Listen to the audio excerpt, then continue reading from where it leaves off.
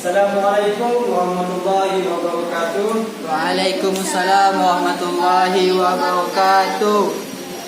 Selamat siang anak-anak. Siang Pak. Bagaimana, sehat semua? Alhamdulillah. Luar biasa, Allah Akbar. Oke, tolong Bapak minta itu tempat duduknya dirapiin dulu. Jika ada sampah, tolong dibersihin, dipungutin sampahnya.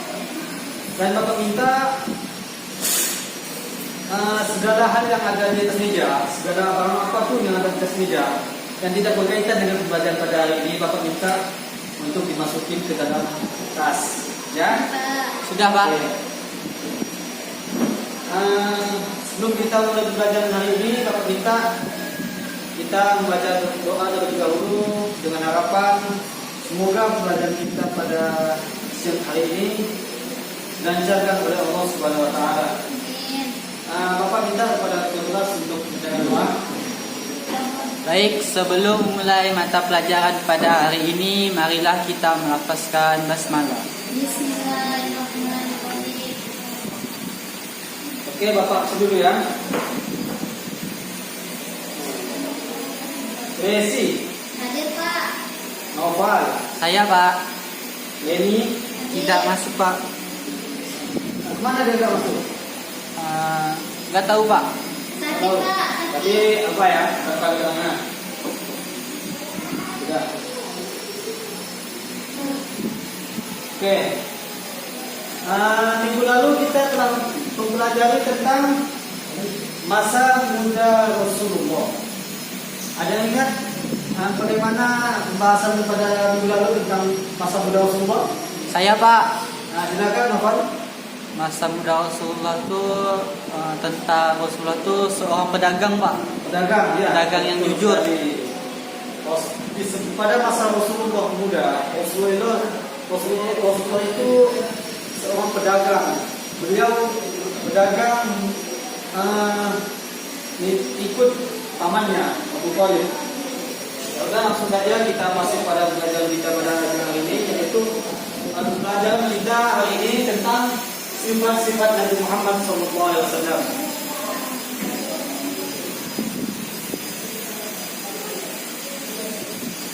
Sifat Rasulullah SAW ada 4. Yang pertama ialah Siddiq.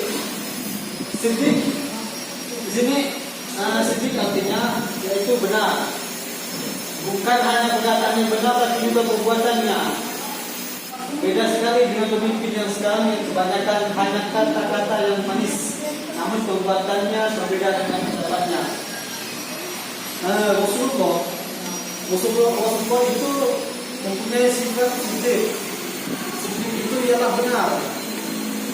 Rasulullah setiap berkata, setiap bertutur kata, setiap menyampaikan sesuatu, Rasulullah itu selalu benar, selalu jujur. Jadi sesuatu yang mustahil jika Rasulullah itu mempunyai sifat pendusta, pembohong atau kizib. Siddiq ini adalah salah satu sifat wajib bagi Rasul. Setiap Rasulullah wajib mempunyai sifat yang ini, Siddiq, yaitu benar. Selanjutnya yang kedua yaitu amanah. Amanah ini berarti benar-benar bisa dipercaya. Jika suatu urusan diserahkan kepadanya, niscaya orang percaya bahwa urusan itu akan dilaksanakan dengan sebaik-baiknya. Oleh karena itu, Nabi Muhammad SAW dijuluki oleh penduduk Mekah dengan gelar Al-Amin, yang mana Al-Amin itu berarti terpercaya jauh sebelum dia diangkat jadi Nabi. Jadi sifat Rasulullah yang kedua ialah amanah. Amanah itu ialah suatu sifat yang bisa dipercaya jika beliau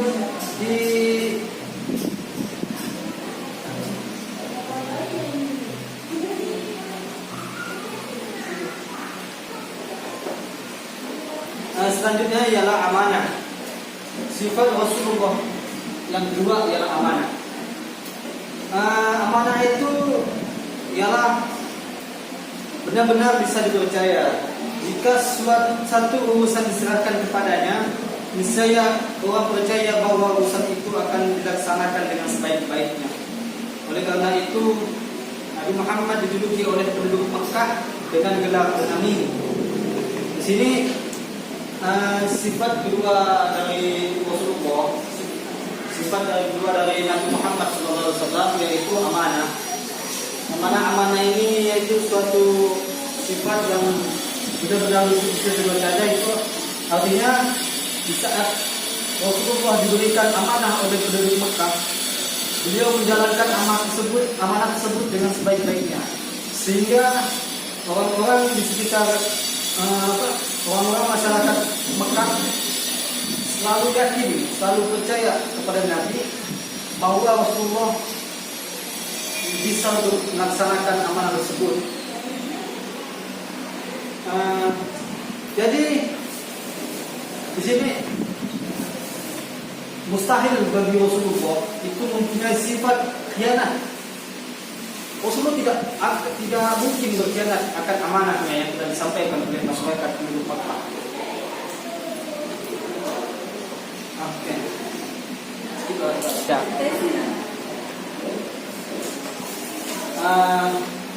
Selanjutnya yaitu sifat ketiga dari Rasulullah yaitu tabligh. Tabligh artinya menyampaikan segala firman Allah yang ditujukan kepada manusia disampaikan oleh Nabi. Tidak ada yang disembunyikan meski itu menyinggung Nabi. Karena suatu ketika ada suatu Allah berfirman dalam Al-Quran di surah Abasa ayat 1 sampai 2, yang mana artinya dia Muhammad bermuka masam dan berpaling karena telah datang seorang buta kepadanya. Di dalam suatu riwayat tersebut bahwa firman Allah surah Abasa ini yang ayat 1 yang turun berkenaan dengan Ibnu Ummi Maktum yang buta yang datang kepada Rasulullah sambil berkata, "Berilah petunjuk kepadaku ya Rasulullah." Pada waktu itu Rasulullah sedang menghadapi para pembesar kaum Quraisy, pembesar musyrikin Quraisy, sehingga Rasulullah berpaling daripadanya dan tetap menghadapi pembesar Quraisy. Ummi Maktum berkata, "Apakah yang saya katakan ini mengganggu Tuhan?" Rasulullah menjawab, "Tidak." Ayat ini turun sebagai teguran atas perbuatan Rasulullah SAW. Diriwayatkan oleh Tirmizi dan Al-Hakim yang bersumber dari Aisyah. Diriwayatkan pula oleh Ibnu Ya'la yang bersumber dari Anas. Sebetulnya apa yang dilakukan oleh Nabi itu menurut standar umum adalah hal yang wajar. Saat sedang berbicara dengan umum atau dengan seseorang, tentu tidak suka diinterupsi oleh orang lain. Namun untuk standar Nabi itu tidak cukup. Oleh karena itu Allah menegurnya sebagai seorang yang tabligh, meski ayat itu menyindirnya. Nabi Muhammad tetap menyampaikan pada kita, itulah sifat seorang Nabi. Jadi tidak mungkin Nabi itu kitman atau menyembunyikan wahyu. Di sini dijelaskan tabligh itu ialah berarti menyampaikan. Menyampaikan ini bermaksud di saat Rasulullah mendapatkan wahyu, di saat Rasulullah mendapatkan firman Allah Subhanahu wa taala melalui malaikat Jibril, Rasulullah itu mustahil Rasulullah itu tidak menyampaikan kepada umat. Rasulullah pasti menyampaikan kepada umatnya, menjabarkan kepada umatnya apa yang dia dapatkan dari Allah Subhanahu wa taala. Jadi sangat mustahil jika Rasulullah itu mempunyai sifat kitman atau menyembunyikan firman Allah Subhanahu wa taala. Materi selanjutnya yaitu sifat masuk. Sifat Rasulullah yang ke sifat Rasulullah yang keempat yaitu fatwana. Fatwana itu artinya cerdas. Jadi mustahil jika Rasulullah itu bodoh, jahlun atau jahil. Dalam menyampaikan 6.236 ayat Al-Quran, kemudian menjelaskannya dengan puluhan ribu hadis, membutuhkan kecerdasan yang luar biasa.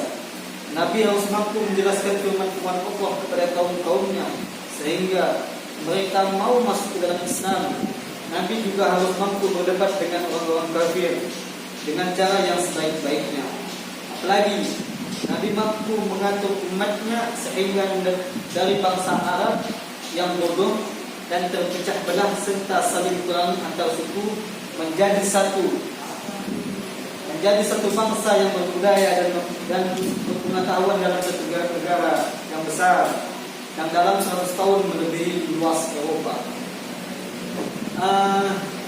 Sifat yang keempat Rasulullah itu ialah telah dipaparkan di sini, yaitu fatwana.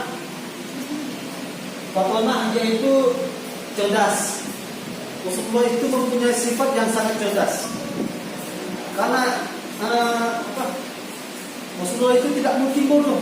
Rasulullah tidak mungkin jahil atau jahil. Kalau Rasulullah tidak cerdas, mustahil Rasulullah itu bisa menampung atau menjelaskan dari sekian banyaknya Al-Quran yang tercantum di dalam Al-Quran pada saat ini, yang terdapat banyak surah, terdapat banyak ayat. Jikalau Rasulullah tidak cerdas, tidak mungkin Rasulullah itu bisa menjelaskan sebanyak itu. Begitu juga dengan hadis-hadis beliau.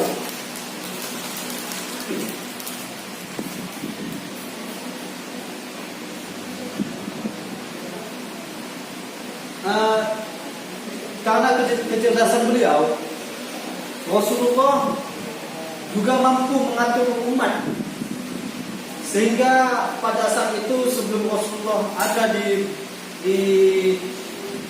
tanah Arab, masyarakat Arab ini sifat yang bodoh atau jahil, yang mana kita ketahui yang banyak kita ketahui dengan sebutan jahiliyah. Makanya zaman dulu itu disebut zaman jahiliyah, itu zaman kebodohan. Dengan adanya Rasulullah, dengan datangnya Rasulullah, tanah Arab pada saat itu menjadi bangsa yang satu, bangsa yang cerdas, sehingga tanah Arab menjadi satu bangsa yang besar.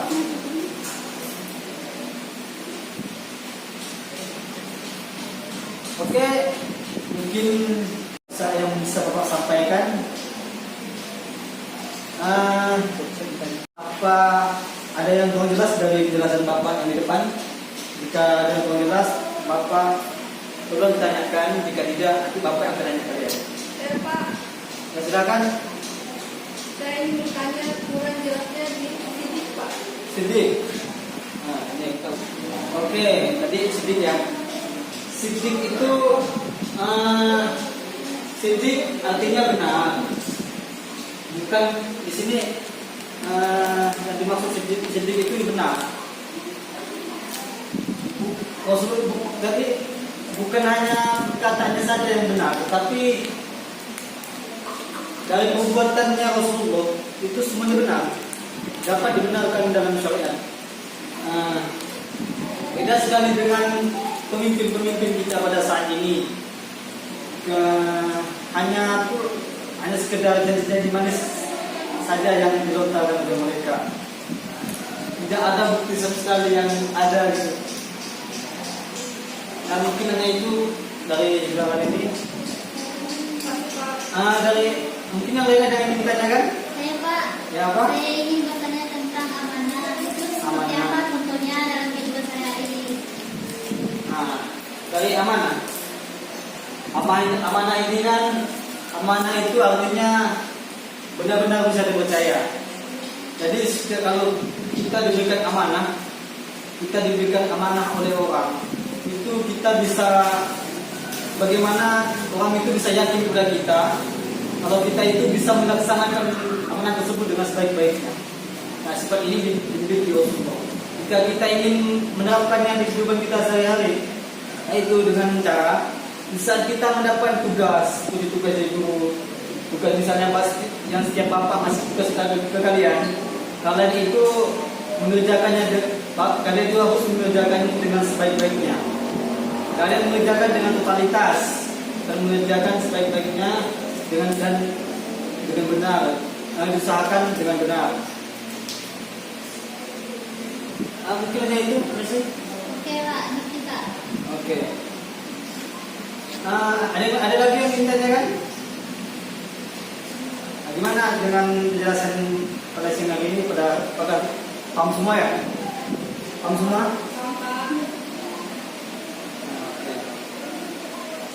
Begini. Oke, kepada sahabat, apa itu sidik?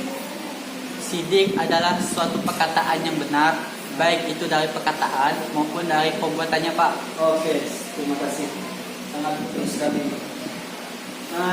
Oke, mungkin hanya sampai sini belajar kita pada siang hari ini.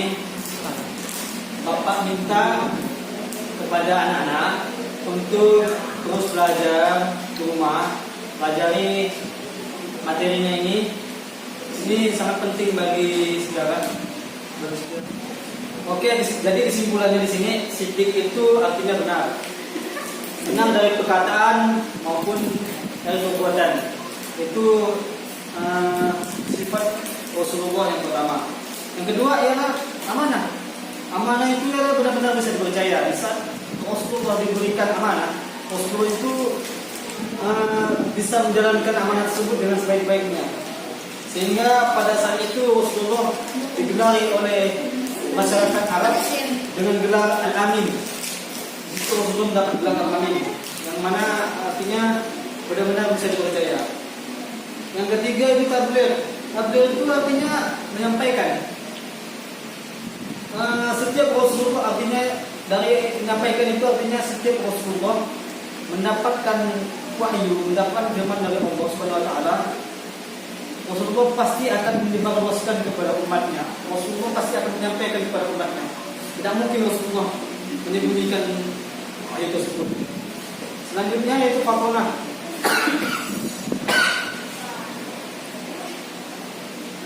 Fatonah artinya cerdas. Rasulullah itu tidak mungkin bodoh. Rasulullah itu tidak mungkin jahil. Rasulullah itu tidak mungkin jahil. Rasulullah itu pasti pintar. Dan namanya Rasul itu pasti pintar. Karena apa?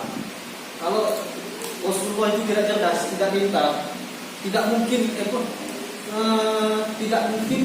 beliau itu dapat menjelaskan dari sekian banyak Al-Quran yang ada di dalam Al-Quran yang kita tahu pada saat ini yang terpaling segini.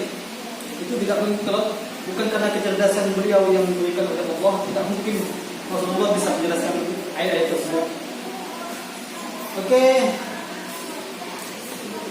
Terima kasih.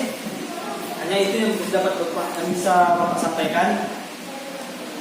Bapak minta di sini. Oke.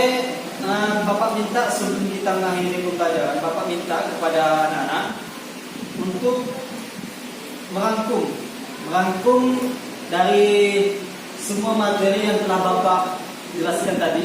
Bapak minta rangkum serangkum mungkin, dikerjakan di rumah, besok dikumpulin. Oke, sebelum kita menutup pembelajaran pada hari ini, Bapak minta kita berdoa terlebih dahulu kepada ketua kelas, lalu minta untuk memimpin doa. Baik, sebelum menutup mata pelajaran pada hari ini, marilah kita melafazkan hamdalah. Alhamdulillahirrahmanirrahim. Oke, terima kasih. Kurang lebihnya Bapak mohon maaf. Assalamualaikum warahmatullahi wabarakatuh.